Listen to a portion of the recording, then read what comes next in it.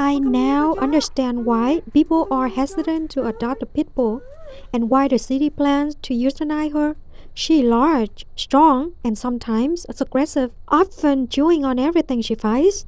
Why she occasionally cuddles with me, I can't have but few answers, as she sometimes scratches or even seems to attack. Hello guys, today I'm telling you a story about this pit bull. You know, I had no ideas about a pit bull before till that night. So 2 weeks ago, I had the opportunity to join the pagoda tour with my Vietnamese community. I visited 5 pagodas in the Dallas area, and on our return to Faden Temple in Houston, I encountered the dog. It was wearing a small cute shirt, though I could hardly see it due to the darkness. Despite this, it behaved very well.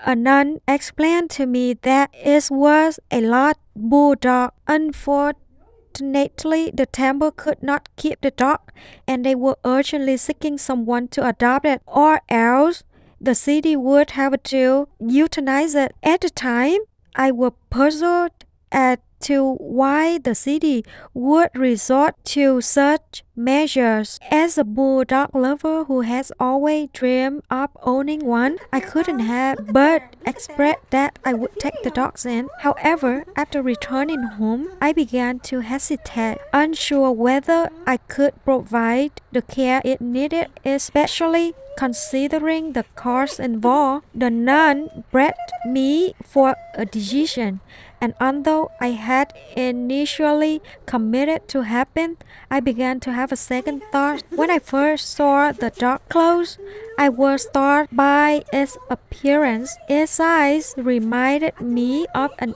alligator, and its presence felt more intense than I had expected. At that moment, my plan was to take the dog to a rescue center as soon as I could.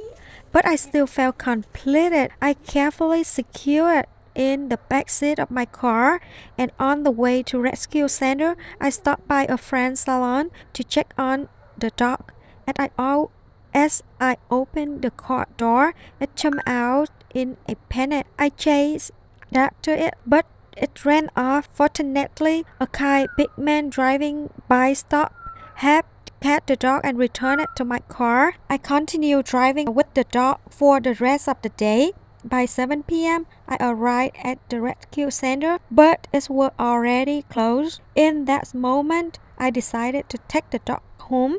When my husband saw her, he pointed out that she wasn't a bulldog as I had originally thought, but actually a pit bull. We began to care for her, hoping to find her a new owner.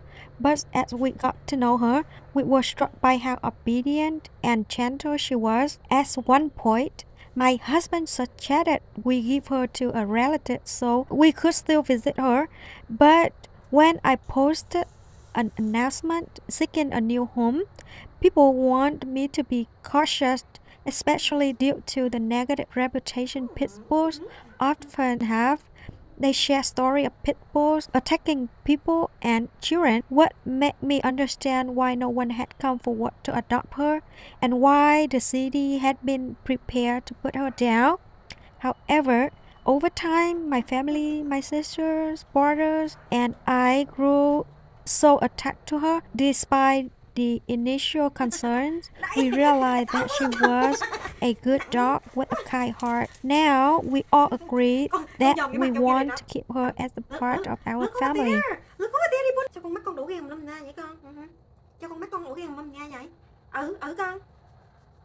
Today's video ends here. Thank you so much for watching. See you in the next one. Bye bye.